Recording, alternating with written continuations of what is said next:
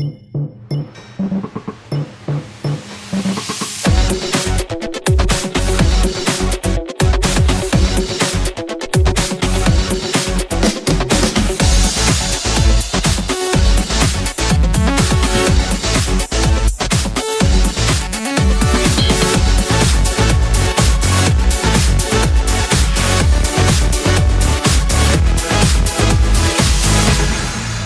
evening, ladies and gentlemen, and welcome to the Football Hipsters English Breakfast Podcast. Do not adjust your sets. I am your host for the evening, Mr Bramble, joined this week as normal by Josh. Good evening, Josh. Good evening. As you can tell, the protests have worked. Pirate Fan TV has got its wish. Kris is out, and I am in. No, on a serious note, Kris is suffering with some internet issues at the moment. Hopefully, he'll be able to join us a bit later on, and we'll be in the deliciously ironic position of Kris being a guest on his own podcast, which personally, I'm really, really hoping happens. In the meantime, it will just be you and I, Josh, talking as we normally do about this week's action in the English Premier League and below. So, let's get going with the one game that I don't think you want to talk about, but because it's such a big issue, I think we're just going to get out of the way now. West Bromwich Albion 3, Arsenal 1 kicked us off in the Premier League this week. A lot of talking points from this game. Craig Dawson opened the scoring. Alexis Sanchez with a very neat equaliser for a player of his standing. I thought it was an excellent finish. Hal Robson-Kanu and Craig Dawson again with his seconds, getting the second and third in the second half. Like I say, a lot of talking points here. The first obviously will be what a fantastic win this is for West Brom. The other will be the hideous defending, I think it's fair to say, that we saw from Arsenal at times, especially for the third goal. And not just for that, but issues off the pitch as well. Comments made after the game by Arsene Wenger, planes flying overhead. As an Arsenal fan, Josh, I do want to ask this question. Which do you find more concerning right now, the problems off the field or the problems on the field? Because I thought they were both on display on this particular weekend. Yeah, absolutely. We'll rip this plaster off very quickly and sharply and get it over and done with. The game wasn't great at all from an Arsenal perspective. West Brom have gone there knowing, and I think everybody knows at the moment in the Premier League, that their set plays are probably the best in the league as it is in terms of potency. It was always the same from a Pulis team ever since he's been at Stoke, Crystal Palace and then West Brom. That's always the threat, and they executed them absolutely fantastically. There's no getting away from that. When you look how the defending was set up, yes, there is a problem there. However, I'm just applauding West Brom from that point of view, because Craig Dawson's 2 goals were absolutely superb from that point of view. I am worried about the performances on the pitch. I think, being one of the Arsenal fans that likes to sit back from the visceral and maelstrom of the politics that are going on in the Arsenal supporters at the moment, I generally think it's more concerning what's going on the pitch. Alex Oxlade-Chamberlain did come out after the game and apologised, but I think we almost want to see an apology on the pitch in performances rather than words, because this is a very, very delicate time for Arsenal at the moment. I think there's a lot of calling for the manager to leave. There's also a lot of calling for the manager to stay, and I think that's causing a lot of unrest in and out of the dressing room. I think we should really be looking at uniting as a fan base and just getting through it. I know people have got agendas that they need to peddle for their own self-worth. However, I think it is now becoming detrimental to the club. And I think from what we've seen from other fans of other clubs, they've said, well, it's not all bad. Look how, relative to other clubs' plights like the Coventrys and Leyton Orient, I think this is a crisis for a club of the stature of Arsenal. But obviously it's not going to be at the same point as where clubs are having to liquidate.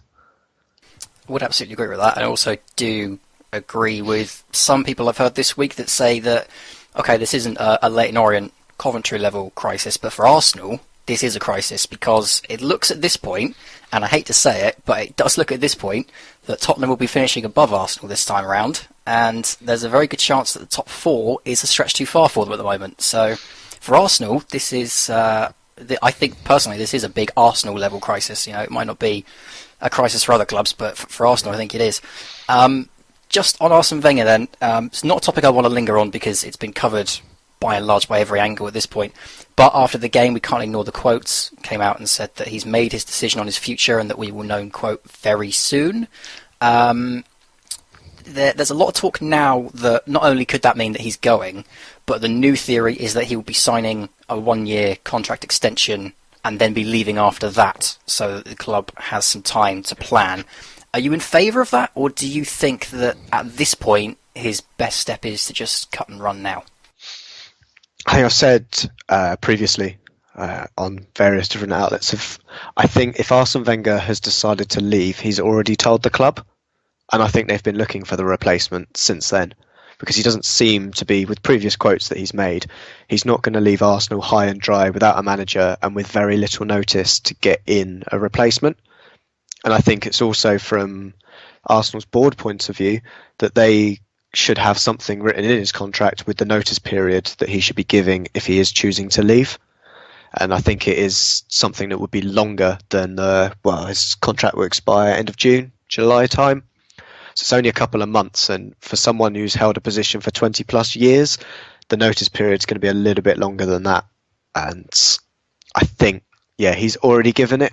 I think it is time for him to go. He's getting dangerously close to previously being able to have, left the club as a hero, and I think he's getting very close to going out a villain. And it's such a shame because it's getting to the point now where people are just feeling sorry for him. I certainly am, and just almost want him put out of his misery. I don't think he should be sacked. I think he still should make the decision off his own back, or at least make it feel like he's made the decision, whether or not he's eased out by the board just saying, look, it is time now that I think we should move on. Everybody needs a change. I think that is the point now, that I don't want him turfed out per se like some of the fan base have asked for, but I think he does just need to have that someone whisper in his ear and just say perhaps it's time to find something else to do. That's the thing about it, isn't it? For me, it feels like it's a natural conclusion at this point, but because it's Arsene Wenger and we know that this club is his life, you just don't know. I do want to also say, as you mentioned at the top there about West Brom, a fantastic performance from them. I think it highlighted just how far they've come this season. A very good defensive display and lethal in attack as well. So full credit to West Brom, although the headlines will of course be grabbed by Arsenal.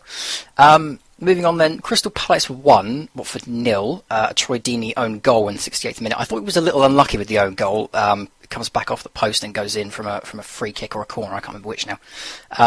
But it's a very good win for Crystal Palace. I think that's now 3 wins on the spin. The biggest story for me, though, in this game was Watford. They seem to be the club at the moment that are slipping down this table at a real rate of knots. And a few weeks ago it was Bournemouth and we were wondering, maybe are they in trouble?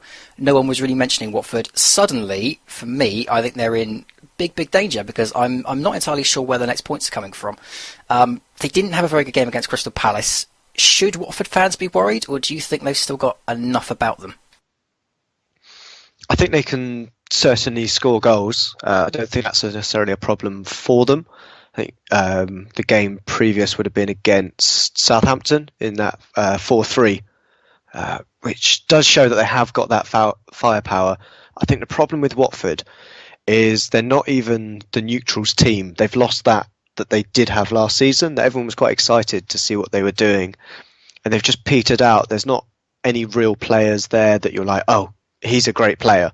I think Troy Deeney didn't make the England squad, so you're looking at the rest of the players in there and you're, from the outside looking in, you're a bit like, well, there's nothing here to excite me. I think they've got Niang, who for the hipsters of us will go, yeah, interesting team, but for Joe Bloggs, who's just looking at match of the day, they're a very uninspiring team to look at the moment. There's no standout names in there, which is strange from the start of the season that they had. It's a very, very sudden drop and change in, don't know, perhaps it's philosophy. Maybe it's something that we need to look at from a managerial point of view. Can Materazzi get them up for these games? But it's just a very, very meh team at the moment, I think. And sorry for Watford fans for saying that you are very, very boring at the moment. It's just the way it is for a neutral. Well, they might not be boring in the summer because I don't know about you. In fact, I'll pitch the question straight to you. Do you think the manager stays at the end of the season? Because I think Quique Sanchez-Flores was sacked for considerably less, and I know he had a very good start to the season, but the drop-off's not been great. They now look set to be finishing, 10th below. Do you think he'll be off in the summer? I think it depends on his demands in the transfer window. I think Flores was a little bit more pushy with the board, and obviously they've got a very hard and fast structure for how they want to manage their portfolio. I think that's where we should be looking. Would Materazzi go at the board? Probably. But I think that's where it will fall down. We've seen managers in other leagues in England be turfed out because of their transfer policy rather than how results have gone off the field. Just thinking of Alex Neil off the top of my head. I think the biggest rumour going around that he was actually sacked for what he wanted to do in the summer. And I think, can Watford bring in anybody who's around? I think that's the question. Is there anyone that the Pozzo family have got their eye on that they think can do a better job? I think for what Watford are doing and what their aspirations are, I think that's the real question. Yeah, the Pozzo family certainly have ambitions of seeing Watford higher than they are, so wouldn't surprise me to see him go, but like you say, it'd be interesting to see who they bring in if their ambitions are at least inside the top 10. Who I could see coming in, this is a strange one, but I think Tony Pulis has taken West Brom as far as he can. And I think that's going to be someone who could be targeted if West Brom have illusions of going higher in the league. Someone like towards and challenging Everton for that 7th place. I think that's where we could see the movement. Certainly a very interesting shout. One that hadn't occurred to me. Personally, I think Pulis has kind of found his home at the moment at West Brom, but certainly if they decide that they want to be getting a bit more forward thinking, they may decide to pull a string here or there, and suddenly Pulis is in need of a job, so could happen. I can see it happening. Speaking of clubs inside the top 10 though, we're going to go on now to Everton, who had a 4-0 home win over Hull City this weekend. The scoreline opened by Calvert-Lewin on the 9th minute, his first goal. I think it's his second start for the club now. And realistically speaking, the game was quite even for most of it, up until what I thought was a very harsh red card on Tom Huddleston on the 73rd minute. And then after that, Hull didn't really put up much of a fight. In the final 15 minutes, they conceded 3 more to Enner Valencia and 2 more from Romelu Lukaku. I can almost hear Chris's voice in the back of my head saying another 2 useless goals for Romelu Lukaku, but he's not here, so maybe he's not thinking that. Nonetheless, 4-0 win, very impressive for Everton. A big disappointment for Hull, but I think when the red card came, it was academic. What I wanted to ask you about Everton, though, are you particularly impressed by this victory and the scoreline of it, or do you think it was particularly swayed by the red card? And what do we think of the Youth Academy? Because he's been getting a lot of credit this weekend, Ronald Koeman. You and I had the conversation on WhatsApp earlier. Calvert-Lewin got the goal this weekend as well, obviously. So what's your thoughts? Yeah, I thought after watching this game, Everton were absolutely fantastic in it. I think Hull didn't help themselves in it. The yellow card, or the red card, I should say, for Huddleston was very, very close. What I did enjoy from it was the referee having circular cards. I haven't seen those in a while, but I did think it could have possibly been a yellow. It's one of those, we're going to come to the orange card again, because if anybody saw Liam Rosenior's tackle on the Saturday evening for Brighton against Leeds, that was a very, very similar tackle, and he only got a yellow for it. And I believe, off the top of my head, it was Lee Mason refereeing that, so it's a Premier League standard referee that has given a yellow for that almost similar challenge. So I think it's where interpretation comes into it, but it was I'm going to say it was harsh overall. I'm not sure what Huddleston had been up to in the rest of the game because I only saw highlights of it, but perhaps he'd been a little bit wild with a couple of other challenges beforehand that upgraded that yellow to a red. On Lukaku, absolutely fantastic that he's got 2 more goals. He took them very, very well. I think even if they are at the death, you've still got to score them. Rounding Jakupovic, who has been a standout performer for Hull, I think, across the whole of this season. Fantastic goalkeeper. You've still got to put him in the back of the net. And I was very impressed in general with Tom Davies's work. I think it's another product from the youth academy. Was on hand for an assist for Calvin Lewin's goal, who off the top of my head came from Sheffield United Youth Academy. Came from the youth academy. I think there was a story this morning. He'd never scored a goal for Sheffield United, and the youth academy director who they brought into Everton said, "No, get this guy along. He's, we can bring him into a decent player, and he's just shown that, he's got everything to succeed at a club like Everton." I think we're still going to have that debate onwards upwards with the people like Lukaku and Kane. They're both around the same age. Their goal scoring is very similar. And him not signing a contract this week or turning down a new contract, I'm not sure where that leaves Everton at the moment, whether or not Lukaku's had his head turned. Not sure where he could end up. I think ultimately staying at Everton is probably his best bet for another season. I think we said the same with the Leicester lot last year, that they could all move to pastures new, but perhaps they should have a consolidation season still at the club and then see what happens for them next year.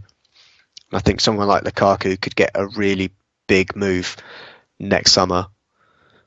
I think that would be his first season in Europe as well, assuming, of course, that Everton finish in 7th and get the extra Europa League position, but would be his first outing from memory, at least, in Europe, so it could be a very good platform for him. Yeah, absolutely. And as you said, on the youth academy, I thought from the game that Koeman was utilising youth more so than he'd done at Southampton.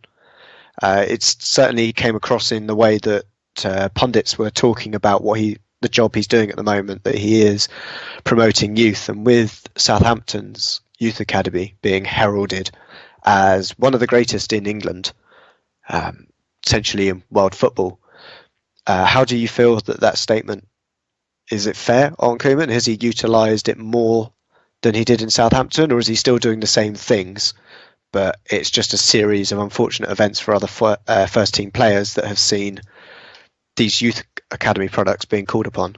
It is, for me at least, it is absolutely that there were gaps in the team and he's filled them with youngsters. If you go back to the Southampton-Everton game, I think it's back in November kind of time when we won 1-0 and Josh Sims had come in for his full debut.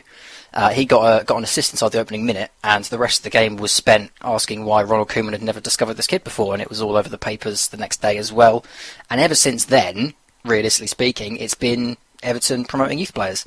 And I've been following Everton fan reaction to Koeman for this season, obviously because, we lost him last summer and there was a lot of interesting stories coming out around December time where they were on that 1-win 11 streak that he seems to like to go on around Christmas time. And there were a lot of Everton fans saying they wanted him out, etc. So I kind of dip in and out with Everton fans. And for the longest time, they've been saying we want to see the kids play more often. Mason Holgate is the one I see asked for the most because he's a very good centre-back for his age. And with guys like Funes Mori, who I don't think's ever particularly won favour among the fans or won their trust, and Ashley Williams, who is getting on in years, there's a gap for him as far as Everton fans are concerned, but he's not playing as many games as they'd like.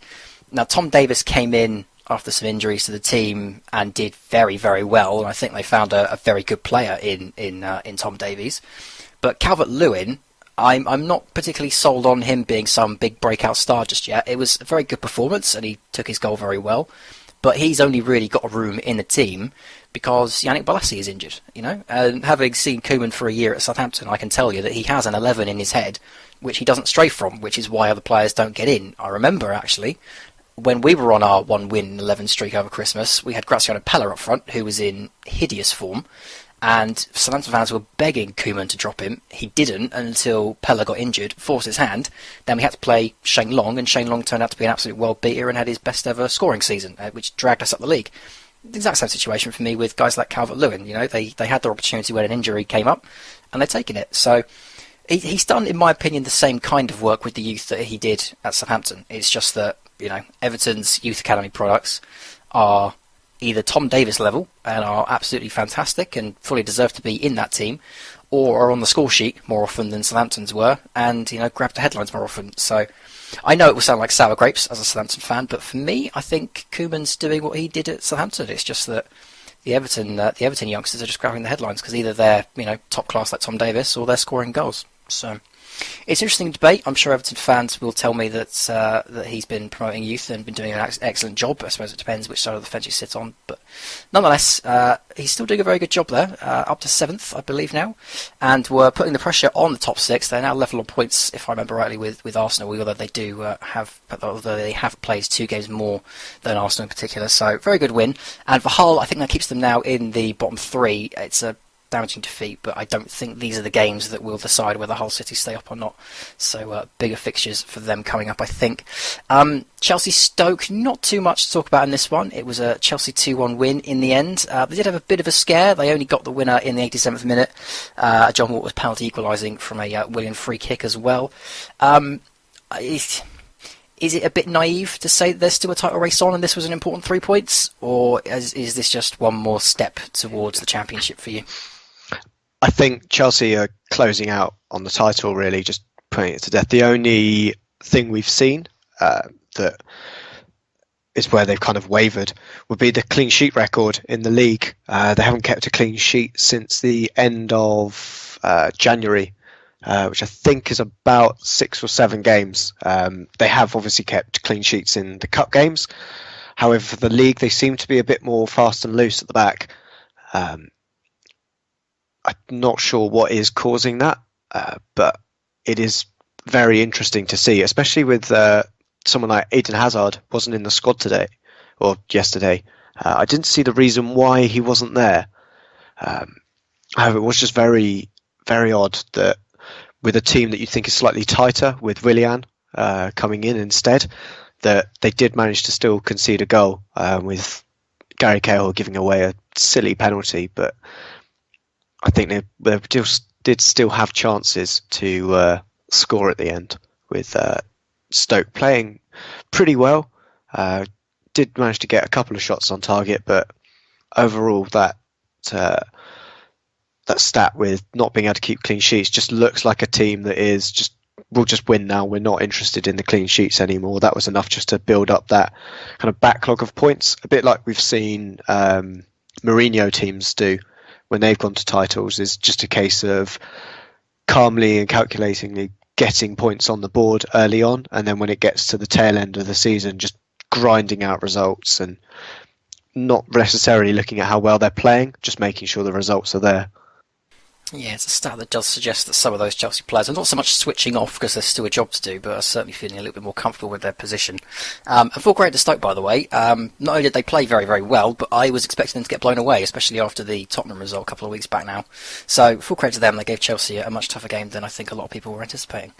Sunderland 0, Burnley 0. Not a tremendous amount to say about this one, I don't think. Some very good saves from Tom Heaton, but I don't think this is a great point for either side, really. I think both sides would have looked at this as a must-win. Do you think there's any hope for Sunderland at this point, or is this one of those results that makes you just think, you've got nothing left at the moment? Yeah, with Burnley's away record, being so dismal, you'd expect that Sunderland should at least be getting a goal in it, because they have been woeful away, Burnley.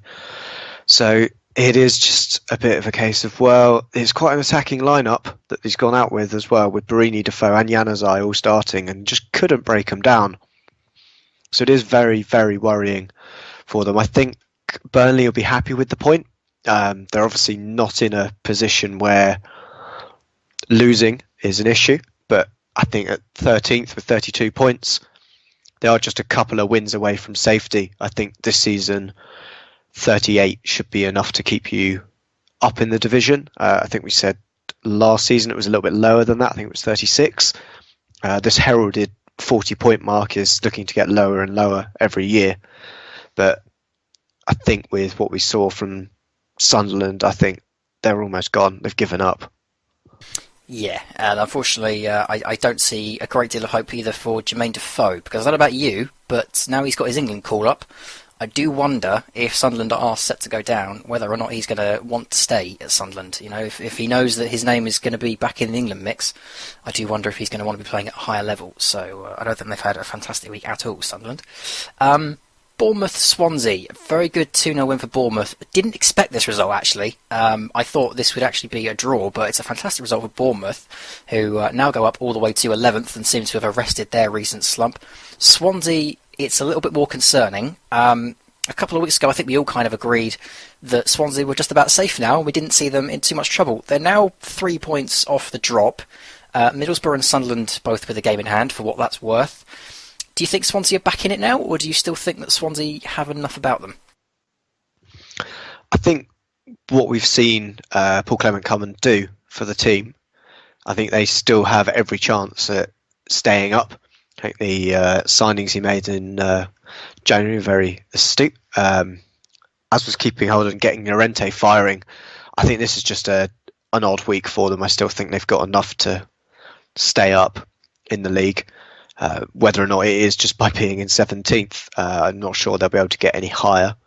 But I think the biggest surprise that we saw from this was Bournemouth managing to keep a clean sheet. They managed to get their back four that they did so well with. Although minus Nathan Ake, they appear to be doing very well. I think Charlie Daniels has come back into the squad now, and with Cook, Francis and Smith making up the rest of that back four, I think they've got every chance now to push on. They've changed their formation a little bit as well.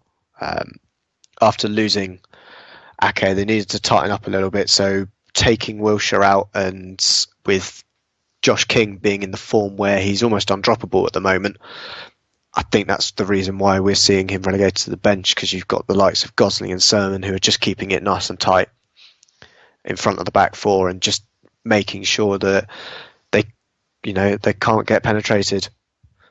Did have to laugh this week when Eddie Howe said he couldn't believe that Jack Wilshere didn't make the England squad when he can't even make the Bournemouth squad. Found that an interesting comment to be making, but nonetheless, they do seem to be shoring things up now. Like I say, a few tactical tweaks just to cover that back line. Rumours abound that they're still going to be in for Nathan Ake in the summer. He's not really had a shake since he's gone back to Chelsea, so rumours that Bournemouth may be after a signature on a permanent basis in the summer, but I think they'd have to pay a pretty penny at this point.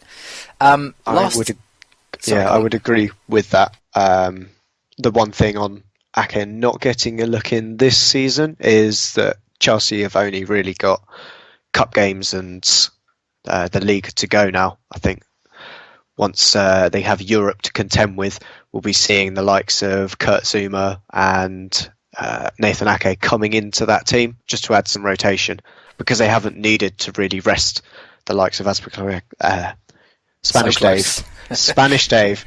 I nearly got there with that one. And Marcus Alonso. I think Alonso has almost played every game for them, and they will need to start rotating out that left wing back spot, and I think that's what Ake's being groomed to do. I think they've also got Michael Hector in their reserves, who you may remember from Reading, who's a very good defender. I'm not sure he's Chelsea level, but certainly he could be in for a few runs. I think you might see Nathan Ake turn up when the title's done. You know, when there's only like a few games left of the season, that's when you could see him, and that may decide whether he stays or goes in the summer. But we'll move on to the last game from the Saturday then. I've left it till last because there's a very particular talking point in it as well. We're going to start with West Ham then. 2 goals, but not enough to help them at home at the London Stadium. 2-3 defeat to Leicester. West Ham, they seem to be kind of all over the place. They still haven't kept a clean sheet since Jose Font has gone there. The home form is still quite patchy. They conceded 2 goals inside the first 7 minutes. Some dodgy defending here again. They were 3-1 down by half time. Do you think, and this is a bit of a cheeky question because I don't know what my opinion on it is on it yet, but do you think that West Ham, if they finish, let's for argument's sake say where they are now in 12th, do you think Slaven Bilic's job is on the line? Because they haven't had a very good season. They have regressed from where they were last year, and there's certainly been a lot of issues, but do you think that will be put down to Bilic, or do you think that will be put down to the players? I think it should go down to Bilic. However, I think he's got a very good get out of jail free card in Dimitri Payet by saying that the early season form wasn't helped by the fact that they had a mercurial player who basically went on strike because he didn't get his way. So I think that will allow him to perhaps get through that. I have to say, and I'll bang the drum again, Lanzini has looked absolutely fantastic taking over that number 10 role Very from good free Payet. kick. It's an absolutely superb player. Proper hipster one for, I think, everyone out there coming from River Plate. But as I say, absolutely superb. And so the free kick was just brilliant. It was a case of Schmeichel setting up the wall to say, well, if you can get it in the top corner, then fine, because that's the only gap I've left you. And he did duly so, just popped it up there. But I think we should continue to see Bilic. I think they'll probably want European football finish from him next season. I think they'll allow him just one more year, really, to deal with it. Yeah, it seems to be because, like I say, you just don't know how much faith the owners are going to have in him, / how much patience they're going to have with him after the strange season, I think it's fair to say, that they've had this year. But Leicester then, let's not ignore them. They were the winners, and it was a very good win as well. Once again, like the Leicester of old, and also one in midweek, a very famous win for them against Seville in the Champions League, so they go through to the quarter-finals against Atletico Madrid, if I remember correctly. Is it just me, or have Leicester City gone from the neutrals' favourite to a bit of a Slytherin house, if you know what I mean? They've got a manager in there now that every time they win, you just kind of raise your eyebrow again and ask the question. And Jamie Vardy was back to his confrontational best, not just tonight, but in midweek as well against Seville. What's your opinion? Do you think Leicester have kind of lost a bit of their glamour this season? I do think they're a little bit, as you say, Slytherin house this year, especially since Ranieri's gone. There is some bitter taste to every win, I think, from the cynic in everybody looking at Craig Shakespeare and the work that he's done. I will say that the Robert Huth goal, absolutely fantastic build-up in that free kick. I don't know if you've seen it, Ross. I have, yeah. Yeah, so you've got who starts it? Albrighton kind of taps it back towards Mahrez, who, while still outside the box, lays another square pass to Albrighton, who's just sitting outside the box and kind of clips the ball with the outside of his right boot and pings it towards the back post, where Robert Huth then comes charging in. At this time, West Ham don't know what's going on because there's been at least 3 opportunities where a ball could have come in. And just to hit that ball absolutely fantastically onto Robert Huth's head for the second goal was absolutely fantastic. But I think they were fortunate to get the lead initially through Mahrez's cross-come shot. I think it was definitely a cross that just avoided every single striker in the box and just trickled in past the goalkeeper. And Jamie Vardy's third, we saw at the weekend or during the week that I think if it was a foreign player, he would be called a cheat. Luis Suarez-esque kind of hate towards him, but because he's English and like a player we saw earlier today show that they get dubbed streetwise. Dele Alli is now notorious for his streetwise theatrics in the box, much like Jamie Vardy was for last season. They're both very good at should we say drawing a foul or drawing the attention of a referee to potential contact in the box. Yeah, I think it's a polite euphemism for it as well. He's, I don't know what it is about Jamie Vardy. He's never really been my kind of player. Even last year when he was doing that incredible 11-game streak where he just kept scoring, everyone was on the bandwagon, but he's always just come across to me as the kind of guy that I just give a wide berth to myself. And I think there are incidents, especially as you've seen this week with Samir Nasri on the Champions League fixture, that just kind of highlight that again. So, nonetheless, it's a fantastic move for Leicester, and it all but keeps them out of trouble now. I think the turnaround under Craig Shakespeare, whatever you think of him, has been profound.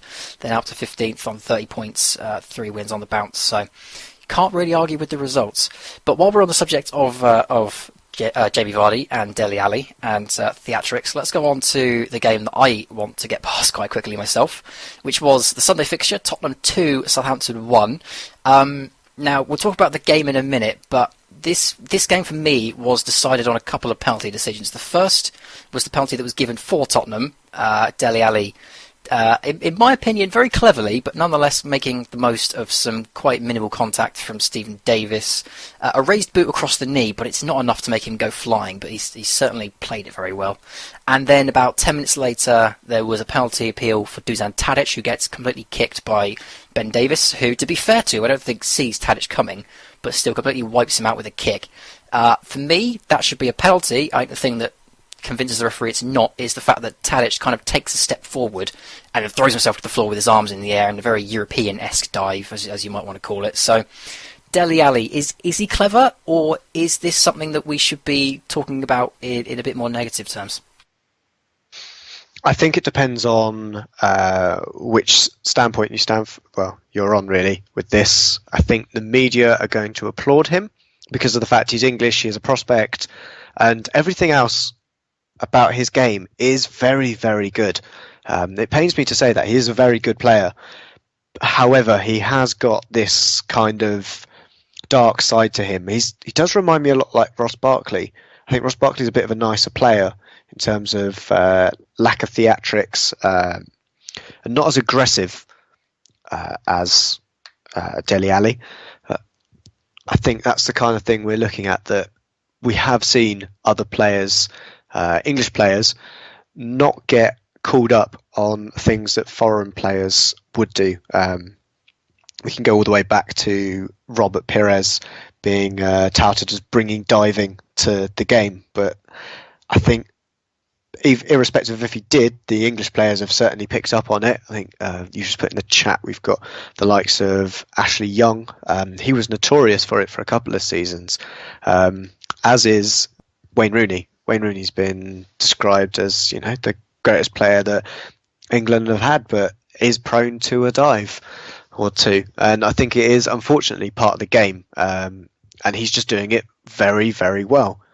I don't know what your thoughts are on it. Well, I've always been a fan of the dark arts of anything. I'm a wrestling fan, always have been. One of my heroes when I was growing up was Eddie Guerrero, who used to teach me, if you're not cheating, you're not trying. So I'm a fan of it. I like it. It's obviously an issue when it costs my team at least a point. But I think the thing is that there are a lot of players that do it so stupidly. And I think you saw that with Tadic, for example, who kind of just threw his arms in the air and flopped to the ground. But if you do it intelligently, like Dele Alli has for this penalty, I think there's a place for it, because anyone else would do it. Any other club any other players are willing to do it. So it's wrong for a manager to say, right, we're going to be the nice, clean, pure team that's not going to dive, because you're missing a trick as far as I'm concerned. But at the same time, it's not ethical. It's one of those that I think it's one of those that depends, like you say, entirely on whether or not you're okay with it being completely by the rule book, or whether you will give allowances for people winning things here and there. But for me, Dele Alli is very good at it. It's not the first time this season that he's won a penalty against Southampton, so it's one of those. If it was my player, I'd love it, and if it was any other player from any other team that didn't affect mine, then I would love it. But today it kind of rankles a bit. I would say it's probably one of the few dark arts that everybody is very hung up on and has a huge opinion on. I was thinking of other players that are very good at the dark arts. You have to generally go over to Italy, and the likes of Giorgio Chiellini and the way that he goes through a game. There's definitely dark arts there, but they're in a different kind of way than theatrics. It's more getting a niggle in somewhere. Even Zlatan in the league, we've seen how he'll leave trailing limbs into players, or just getting the small one up on them that isn't necessarily by the book, but it's all about being sneaky, and I think every team has got one in them. It's just how you feel about the way that they go about it, and say how good they are at it. You could even go to things like players waving imaginary cards, but managers getting in on it as well. I mean, even though I'm not Jamie Vardy's biggest fan, sometimes he does it very intelligently as well, and I applaud it personally. I think it's good to have someone in the side that does know how to win those kinds of things. But obviously today it kind of pains me because it cost my team. But on another day, Shane Long will do it for Southampton, and I'll be all over it. So just a bit of bias showing through, I think. But nonetheless, Tottenham won the first half for me, 2-0 up by half-time. Southampton did look a bit bleary-eyed. We've had 2 weeks off again because of fixture congestion in the FA Cup and rearranged fixtures now against Arsenal and Manchester United. So I think the first half hour we looked like we were waking up.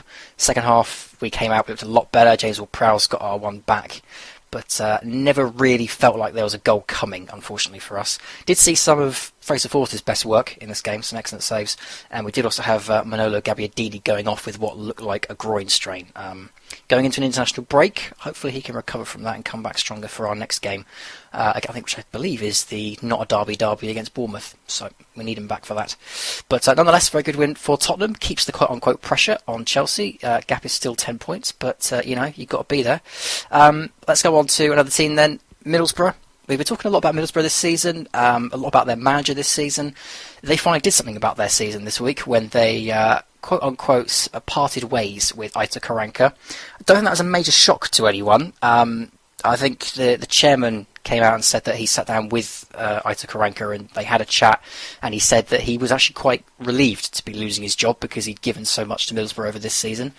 They ended up losing 3-1 here to Manchester United. Fellaini with the opener, Jesse Lingard with an absolute rocket. Dodgy celebration, but nonetheless a very good goal. Rudy just said pulling one back. I think that's his first in the league for Middlesbrough, and their first goal, I believe, for 8 hours. And then Antonio Valencia capitalising on a bit of a comedy error from Victor Valdez, who slipped in his own area to tap in the third. Steve Agnew now in charge at Middlesbrough, at least for the time being. He's in a caretaker role. I don't know who the favourites are. I wouldn't be surprised if Steve McLaren ends up there myself, but we'll have to see how it goes. Do you think Steve Agnew can have the same kind of effects that Shakespeare has had at Leicester, or do you think that Middlesbrough have kind of dug themselves into a bit of a relegation hole at this point? Well, he's certainly turned one thing around and they're scoring goals, albeit just one, but that has been a problem for them in recent weeks. They're very much a binary scorer of either scoring none or scoring one.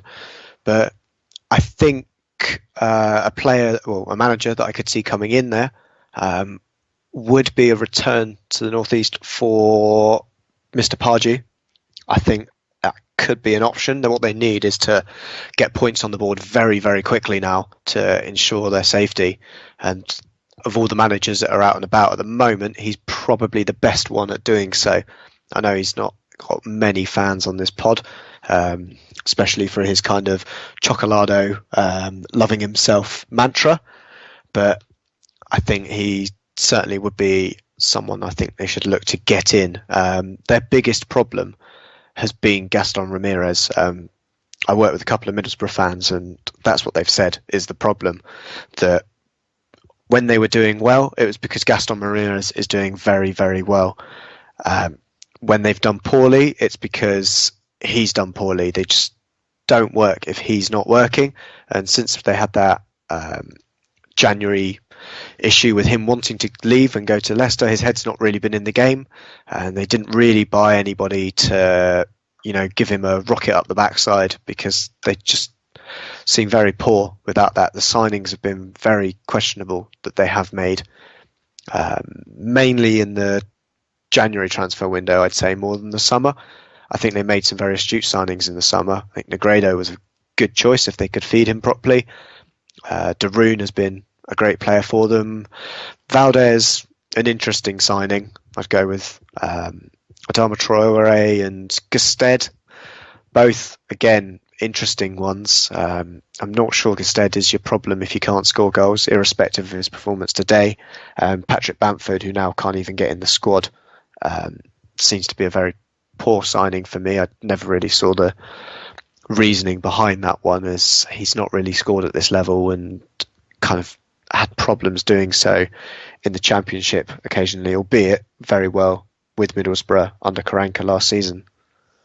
Interestingly enough, you missed out Victor Fisher, which I think kind of sums up how well he's done for Middlesbrough this season. Absolutely. I thought he and Gaston Ramirez would be a very good partnership up front, but he has not performed, and ultimately he's not been there to feed anyone / score the goals, which has obviously been Middlesbrough's big problem this season. I don't want to forget Manchester United here, because every week we seem to either be talking about one of their players or the opponents. I do want to give Manchester United some credit. Only 3 defeats this season. I know that there are some Man United fans who are complaining about Jose Mourinho and some of of the comments he's making and the performances that Man United are putting in. But whatever you think of his management, it's a complete turnaround in terms of just flat out results. Only 3 defeats is the same as Spurs and Chelsea. I think they're now undefeated in 13, 18. I forget which number it is now. There's another league team that's unbeaten in that long, somewhere in the EFL. But it's a fantastic unbeaten run they're on. They're into the quarterfinals now of the Europa League with a very good chance of winning that. So a fantastic season, in my opinion, for Jose Mourinho and Manchester United. And Jesse Lingard's shot, by the way, if you haven't seen it, is an absolute rocket and well worth watching, as is the celebration, although, like I say, a bit questionable. Final game of the weekend, then, was probably one of the most entertaining 1-1 draws we've ever seen in the Premier League between Manchester City and Liverpool. James Milner with the opening goal from the penalty spot, Sergio Aguero equalising on the 70th minute. Good point for both, I think. Or is it? Do you think Liverpool will look at this as an opportunity missed? Because for me, Manchester City are the kind of team that Liverpool can be causing big problems for.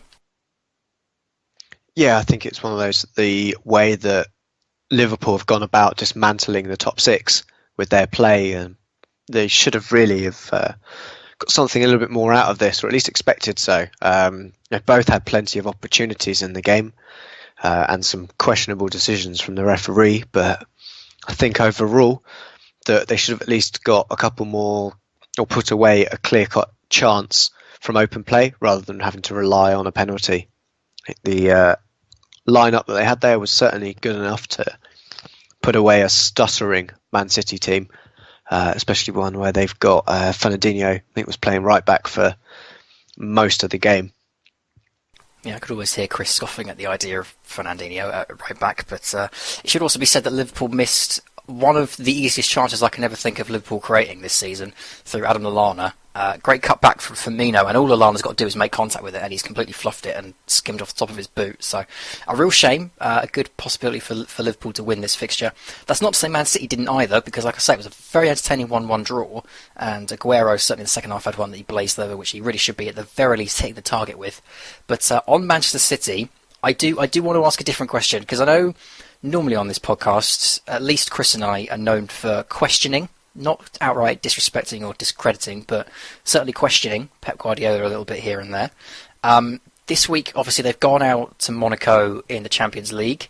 They've now drawn this fixture, which seems now to have kind of put the end to any lingering hopes of them in the title race, if there were any anyway. Interesting quotes coming out from Pep Guardiola this week, saying that he spoke to the chairman after the Monaco game, and he now has more power than he's ever had as a manager before, which sounds to me like something a Disney villain says, but nonetheless, he came out with it and he said it. What do you make of the quotes, and what do you think the summer has in store? Because to me, they seem to suggest that the chairman has come to him on Tuesday night and said, you know what, I believe in you, I just don't realistically believe in our players. I think, I'm a bit more positive on the whole Pep Guardiola debate, or at least on this podcast anyway. I think it's looking at the teams that he's been with. I'm just trying to find the quote I put in our WhatsApp when you announced this quote from him, but I think he is very much looking at the teams that he's managed before. I think he's been given more of a license, because compared to Bayern Munich and Barcelona, they're more of an institution in terms of an elite club. So they've known how to be an elite club, and they were an elite club before Pep and will be an elite club after Pep. Man City are coming from this as a club that are on the cusp of being elite, and that was the reason why they brought in an elite manager in Pep, to try and establish that and get to the next level. So him being given the reins, as so to speak, for this and for this club, I think I've probably well found it. He needs to rebuild the defence. I think he had 2 options last summer for how he was going to rebuild Manchester City, because I think we could say that the squad needed an overhaul for at least 2 seasons under Pellegrini. We knew that this team was getting very old, and he had 2 options. It was he could either rebuild the defence or rebuild the forward line, and I think he's chosen to rebuild the forward line. with the likes of Sane coming in and Jesus as well coming, and Nolito as another option. I think we'll see him rebuild the defence, get a partner for John Stones, who, irrespective of his critics, is an absolutely fantastic centre-back if he's got the right partner. And that's what they need to do, is find the partner for John Stones, and he'll be back to his best that we saw at Everton. I think at the moment he's been hung out to dry by the players around him, and get him a solid wing back next to him and a solid centre back, and I think they'll be absolutely flying come next season. It's just ensuring that they can build that partnership initially. To be fair to John Stones, in the Liverpool game, there were flashes where he was marshalling Sadio Mane extremely well, which is always a difficult thing to do. And on the transfer front, obviously the big rumour is that Jack Wilshere is one of his key targets. So they are in for a busy summer. Just those quotes did seem to suggest as though the chairman is just about to offer him a blank cheque. So they will be one to watch come the summer, as I think we knew already, but certainly an extra layer given to them now. But as for the Premier League, that is the weekend's action rounded up. A quick look at the table then. Chelsea is still your leaders, 10 points clear of second place Tottenham. Manchester City still in third after their draw, 57 points. Liverpool on 56. Manchester United finally leave 6th place. They move up to 5th on 52, close the gap now to 4 points on Liverpool, and they also have 2 games in hand. As do Arsenal, who do slip to 6th, but still on 50 points, still 6 points out from the top 4. They can still make it, but clearly something needs to change quite quickly. They are also now level on points with Everton, who move up to 50, so they will also need to be looking over their shoulder just to be safe. West Brom 8th, Stoke 9th, Southampton remain in 10th. Down at the bottom, you have some movers and shakers, especially in Bournemouth. Fantastic 2-0 win puts them up to 11th. West Ham, Burnley and Watford moving down to 12th, 13th and 14th respectively. Leicester at 15th, Crystal Palace all the way up to 16th. Swansea drop down to 17th, and the bottom 3 as we stand are Hull City on 24, Middlesbrough on 22 and Sunderland on 20. Both of the bottom 2 teams still have a game in hand over Swansea. Like I say, if you invest too much in that, I think Middlesbrough's could be quite important now. They are only 4 points off Swansea after all, so a big fixture coming up for Middlesbrough after the international break. Speaking of the international break, next week we intend to be recording an EFL special. Obviously we are known for EFL Roundups on this show, and that is where we are heading to next. Without Kris here to introduce me, I suppose I just barrel on. So we'll begin with Mike Flynn, who is now caretaker manager at Newport County. They sacked their manager Graham Wesley a couple of games back now. They've gone on to win 2 games. And this week Thierry Henry sent him a text to wish him well in their survival bid. Didn't do them much favours though, because they did end up losing 3-1 to Blackpool, who are closing in on those top 7 positions now, which would be quite a shock considering the state Blackpool have been in over the past few seasons. Leyton Orient still unfortunately bottom, 4-1 defeat to Doncaster Rovers. They are in the High Court this week, I believe it's Monday, to talk about their quote-unquote winding up petition.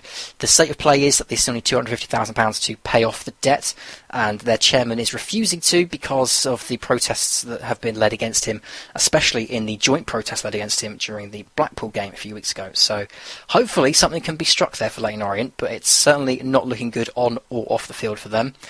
Stevenage with the shock of the weekend for me in League 2 with a 4-0 home win over Portsmouth, which now closes the gap between Stevenage and Portsmouth to 4 points. Portsmouth are in 3rd on 65, Stevenage now up to 4th on 61. If you haven't seen the penalty that poor old Connor Chaplin put straight down the middle and embarrassed himself with, it's well worth a watch. I know I'm a Stanton fan, so of course I had a chuckle, but it's a bizarre one. The goalkeeper doesn't even move. It's like he knew it was going to happen, so strange decision from him. Carlisle as well. We've been talking about Carlisle a lot, especially for the Charlie White factor. They have slipped out of the top 3. They are now down to 6th after another defeat this weekend, 2-0 to Mansfield. They're only in the playoffs by 2 points now, which is a big concern because the teams from 5th all the way down to 13th are still in with a realistic possibility of finishing inside the top 7, and Carlisle are just in no form whatsoever. So unfortunately for Carlisle, they seem to have thrown away their chance to go up at least automatically and need to steady the ship quickly. Into League 1, for the 3rd time this season, Fleetwood have been denied a goal in a game. They drew 0-0 with Wimbledon, who for the record had a massive win for Wimbledon in midweek, 2-0 over the MK Dons, which if you don't know the history there, then I highly recommend you go to Google and find out, because that is a colossal result for AFC Wimbledon. But back to the fixtures from the weekend. Bolton moving up to second now with Fleetwood's draw. Bolton went second after a 2-1 win over Northampton, and they have a game in hand over Fleetwood, so they could put a stranglehold on the top two if they can win that one. Speaking of Charlie Wake, he came on for Bradford and scored a double in the last few minutes to get a 2-1 win over Swindon Town. Swindon Town's week has not been brilliant. They had an issue in midweek. They lost 4-2 to Sheffield United, which is not an embarrassing thing at all, considering Sheffield United are top of the division. But the Swindon boss Luke Williams came out and questioned his side's commitment this week as well, and dropped 3 players from the first team. Obviously, the issues there still surrounding Luke Williams' position, and the influence of Tim Sherwood still unresolved, but they are in danger of relegation, and that was not a good result for them. They thought they had it. Like I say, 2 goals conceded in the last 10 minutes is a dodgy sign, especially at this point in the season. Speaking of dodgy signs, Scunthorpe, much like Carlisle, have completely blown, by the look of it, their opportunity to go up automatically. To be fair to them, they are still only 5 points off of second place, but they are just in all kinds of ridiculous form at the moment. They got a midweek win over Rochdale, which looked like they were turning the corner. Then they came back this weekend to play Oxford and got beaten 2-1. So their playoff position is now only stable by 5 points, and the clubs beneath them do have games in hand. I'm looking particularly at Millwall, who have 2 games in hand and are only 5 points off them. So Scunthorpe's position in the playoffs also looking shaky. The Championship this weekend then, because there's just the 2 of us, Josh, we will be talking about a few more of these fixtures this week. But we're going to kick off with the Tuesday fixtures, 2-2 between Fulham and Blackburn, and a 2-1 victory for Wolves over Brentford. Big results at the bottom, especially. Fulham, they blew the opportunity midweek to go up to 6th after a shaky patch of form from Sheffield Wednesday. But they thought this weekend they could try again, and we'll get to those in a second. We're going to first look at the Friday fixtures, because Friday we saw one of the most shocking results of the season, for my money. Bristol City 4, Huddersfield Town 0, which did include a very nasty neck injury for Jonathan Hogg, who I think the diagnosis is a broken neck, or a broken neck bone at least. Not as bad as it suggests, but certainly a horrific injury caused when I think he kind of dipped his head and accidentally ran into a teammate, and the impact as he turns and twists has apparently broken something. It was a very concerning injury to watch unfold, but thankfully he was talking and breathing fine just when they got him back into the changing room, so hopefully that's not as bad as it sounds, but still a very concerning injury for him. And unfortunately for Huddersfield, the night only got worse. Like I say, 4-0 defeat to Bristol City is an absolute shocker considering Bristol's recent run, and a very good goal from Aidan Flint if you haven't seen it. He is a centre-back, but it's a deft touch to put that ball in the back of the net. Also on Friday, you had Reading beating Sheffield Wednesday 2-0. Again, Sheffield Wednesday seemed to be stuttering as they reached the finish line, and it opened the door once again for Fulham, who played Wolves this weekend, and we thought, right, great, this is an opportunity. Finally, they could make the top 6, except Wolves turned up and beat them 3-1. Fantastic result for Wolves, but complete shock considering how well Fulham have been doing this season. To be so close to the playoffs now, only a point out, and to have 2 opportunities inside a week and miss them both is crazy, and it might come back to haunt them. But I know Kris will certainly be hoping that it doesn't. Blackburn Rovers 2, Preston North End 2. It was a local derby and a very good game as well. Late equaliser there for Preston North End from Aidan McGeady. It was a point that did for a time move Blackburn Rovers out of the relegation zone, because at the same time they were playing, we were witnessing Nottingham Forest 2, Derby County 2. Nottingham Forest were for a time in the bottom 3, except for a 90th minute equaliser from Danny Pinilos. This one marked for the debuts of Mark Warburton in charge of Nottingham Forest and Gary Rowett in charge of Derby County, which we'll be touching on in a minute, but certainly a very entertaining game for both of them. Birmingham City 0, Newcastle United 0 was a complete shock. I fully expected Birmingham to get blown away here, and judging by what I heard from the game, really should have been, but they held firm, Newcastle wasting their chances. And bizarre to think, after Newcastle's double win over both Brighton and Huddersfield in the same week, that the title race is still on and still open, but it did keep the points tally at 77 before Brighton's late kick-off against Leeds. I we were talking about this on our WhatsApp group as well, Josh, that I said that I don't think a draw benefits either side and that both had to go for it. Ended up being a 2-0 home win for Leeds United. So for me, a massive opportunity missed there for Brighton Hove Albion. Burton Albion 3, Brentford 5 was probably the game of the weekend in the Championship. I don't think anyone saw this as the highest goal scoring game of the weekend, but a fantastic result for Brentford, which puts a lot more pressure on Burton Albion in their relegation fight. Cardiff 3, Ipswich 1 on a special anniversary for Mick McCarthy. I believe it's his 25th year in charge of a football team, but the wrong team to come up against, unfortunately. Cardiff in fantastic form.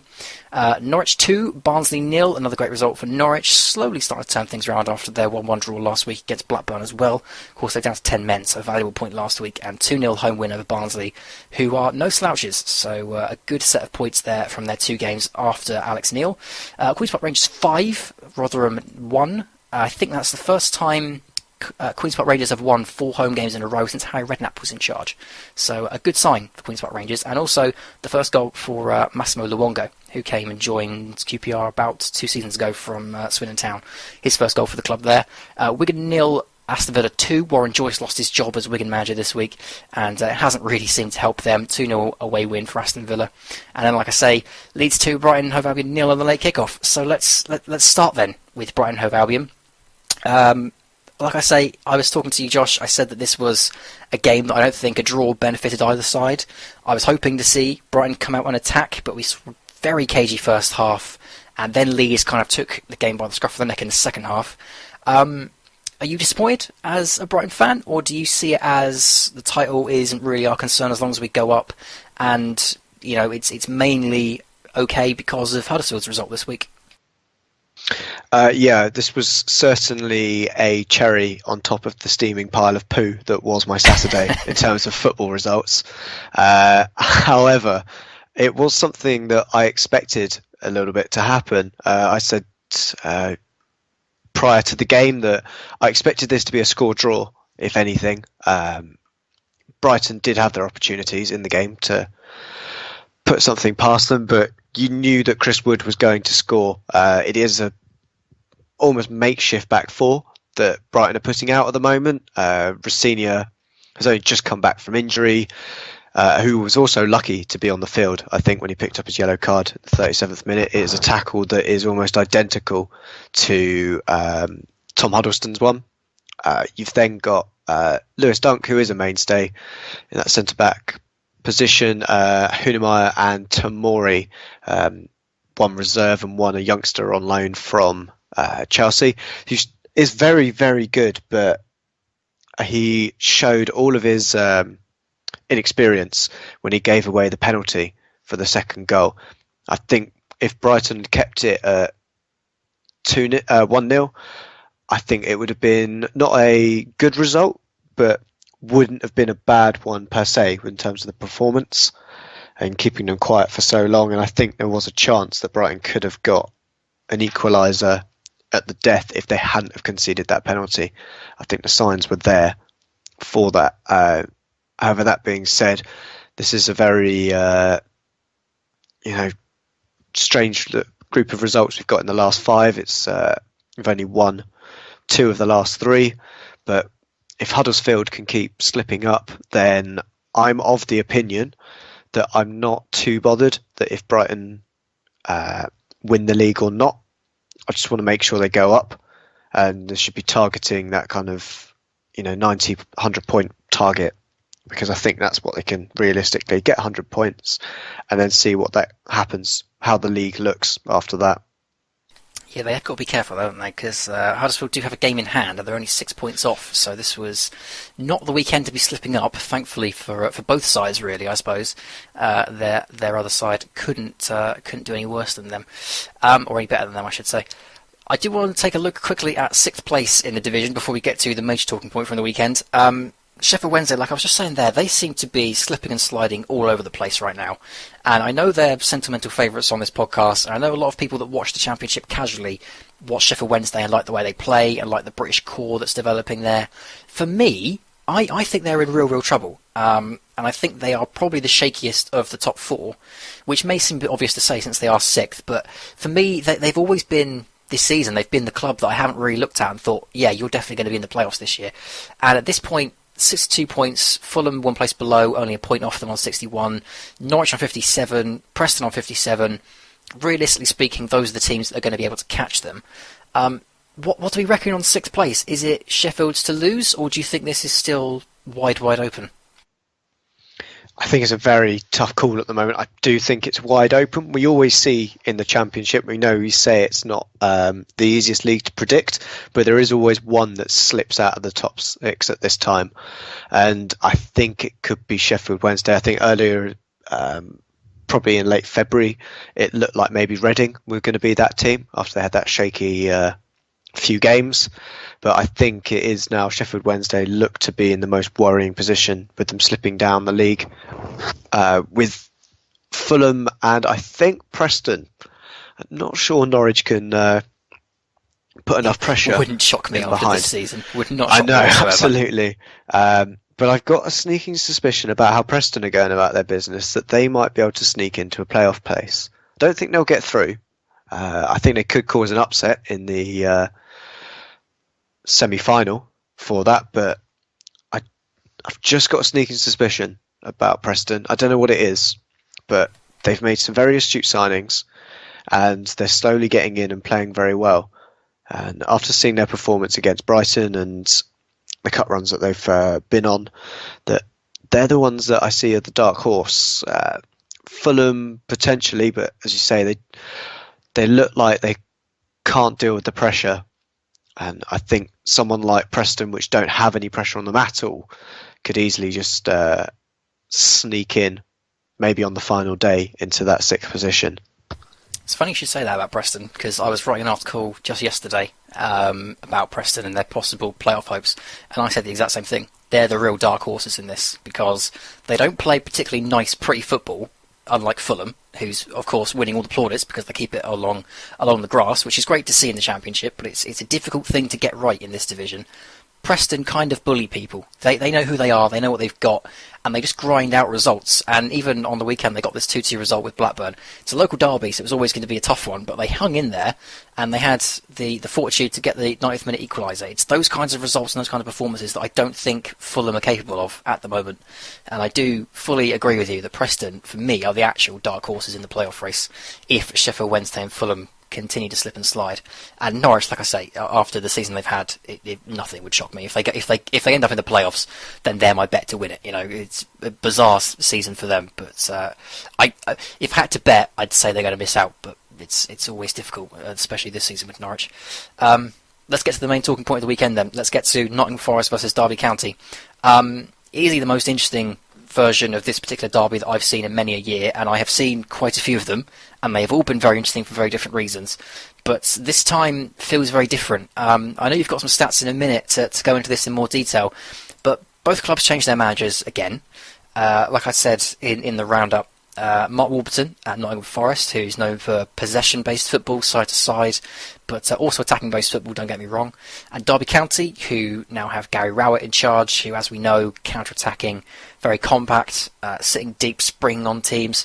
This had all the makings of an excellent derby and a very good opportunity for both managers to set their stall out for what I hope is successful runs for both of them. What did we make of it? Did we think that 2-2 is a good result, all things considered, on their first day, or do you think Derby will be particularly upset by this? And also on the managerial front, do we agree that this has to be it now? Both of these teams just have to stick with what they've got. I think, seeing that the result beforehand, I think they would have been quite happy to have taken a draw. I think both of them, just to get their careers underway. I think if you lose the Derby game initially, you're not in a great place to continue your tenure. So that we've seen a lot of managers change in this fixture, just going into them for the past 5 fixtures that we've had of Derby playing Forest. At home, we've seen 5 different combinations of manager, all of them being different as well. So going back to this one, we've got Rowett and Warburton. Last season, December, in December, it was McLaren and Montenier. Then we're going to Wassell and Williams in March of the same year. Then back to 2015, you've got Clement and Friedman in the November fixture, and in the January one, it was McLaren and Pearce. So it's certainly a fixture that heralds a new era for managers of these two clubs. But I think overall, as you say, I think that Derby were Rue not getting anything out of this, but I think as a derby, you don't want to put a foot wrong, really, and a loss for either of these two managers, I wouldn't say would be a disaster, but certainly wouldn't get them off to a good start. A cheeky question for you then. Which of the two managers has the toughest job? Mark Warburton at Nottingham Forest or Gary Rowett at Derby? Oh, it's a very good question. I think because of expectation that's behind them, I think Gary Rowett at Derby probably has a harder one. Obviously, both jobs have a huge level of expectation because they're both huge clubs. But I think with the position that Nottingham Forest are in at the moment and the job that Warburton did at Brentford, I think they'll just be happy to see themselves in the top half of the table next season. Whereas Derby, I think, are expecting to be knocking on the door of probably 4th or 5th position next season. Yeah, the big concern for Nottingham Forest as well, of course, will be their state in the division, whether or not they can preserve themselves in the Championship or whether they end up in League One, and also the ownership issue. If that changes in the summer and it's finally resolved, then Nottingham Forest could be a big danger next year. But I think Mark Warburton is a good fit, personally. Like you say, the job we did with Brentford is very encouraging for Nottingham Forest. Next week, then, we have no Premier League fixtures, but we do have some EFL fixtures. 2 on the TV as well next Sunday. So if you're into your lower league, then a fantastic opportunity to actually see some of these teams play, because we talk about them all the time on this pod, but very rarely actually get to see them for a full 90 minutes. So next Sunday, you have the League One fixture, Scunthorpe versus Bradford, which will be a fascinating watch, I think, to see if Scunthorpe can finally stop the rot against the playoff rival, and Doncaster versus Plymouth from League 2, which I don't want to say is going to decide the league, because the state of League 2 is such at the moment that Doncaster are kind of out in the clear. But certainly, if Plymouth can get a victory there, it would put a lot of pressure on Doncaster and also make the title race a lot more interesting as we go into the final weeks. So, if you like your EFL, 2 very good fixtures to look out for next Sunday. Like I said earlier in the pod, we will be doing an EFL special next week, I do believe, to cover the Championship, Leagues 1 and League 2 in a bit more detail than we normally do on a roundup. So, if you're into your EFL football, then stay tuned for that. Right then, before we leave this strange edition of the Football Hipsters English Breakfast behind, we do have a listener's question to get to. It's a pretty simple one. It's also a very interesting one. It comes from Lachlan at Arcadis, who asks the simple question: besides Chelsea, Josh, who do you think is the best team in the Premier League? Oh, now team is a very strange thing. I'm going to run with that. So, who is the best overall? As opposed to squad, best kind of team, I would go with... I want to avoid saying Tottenham, not just due to allegiances, but it seems obvious because they're second in the league. So on that point, I'm going to go with West Brom. West Brom have got a very good collective spirit, and I think that's where we're looking at with best team, because Chelsea have shown some great spirit across the season, and I'm going to go with West Brom. A very hipster's choice. I like it. I suppose, like you say, it does depend entirely on how you quantify team. If you're going by squad, I think we both come up with different answers, but team is a little tougher. I am actually going to chicken out for the quote-unquote obvious answer, which is Tottenham. Like you say, I know they're second, so it might seem the obvious one, but I'm also a very big fan of Pochettino, I have to admit that. But I think the changes he's implemented there to get them up to second and to have a squad with as much technical talent in it as he now has, I think as a starting 11 when their best players are out there, I think they have an excellent team, and they are, in my opinion, one of the most entertaining teams to watch in the Premier League. So for me it's Tottenham, but I also do kind of envy your ingenuity with West Brom, because that's a very good shout. So there you go. I think that is us all done for this week's English Breakfast. Fingers crossed that Kris will be back with us next week. Clearly his internet hasn't fixed itself tonight. He will probably be missing out on the epic French game that's currently going on between PSG and Lyon. So hopefully he's not getting withdrawal symptoms. fingers crossed that his internet should be all fixed for the main pod. I believe Drew is back this week. Don't shoot me if I'm wrong, but that's certainly what I remember him saying. And yeah, like I say, next week we hope to be bringing you an EFL special, like I say, covering the Championship Leagues 1 and League 2 in a bit more detail. We are, of course, in partnership with Classic Football Shirts, which you can go and check out. If you send Football Hipsters a message on Twitter, we will be able to give you a promotional code if you would like to save a bit of money. And I think that is us done. So thank you very much, Josh. It's been a tough run hosting the English Breakfast, but it's certainly nice to have a solid, reliable guest on hand. That's all right. It was just the two of us, and we made it because we tried. Just the two of us, you and I. Yeah, I don't really need that song playing in my head whilst I wrap this up. That's no. And to be fair, I think it's fair to say that you and I have done a much tidier, cleaner job than me and Danny did when Kris last missed out. So yeah, high fives to us. In the meantime, go ahead and leave us a like, a subscription, a follow, whatever it may be, or whichever platform you follow us on. Let us know what you thought, and like I say, hopefully we'll be back with you next week. So thank you very much for listening. As Kris may say, keep your beard strong and your glasses trendy, and we shall speak to you very soon.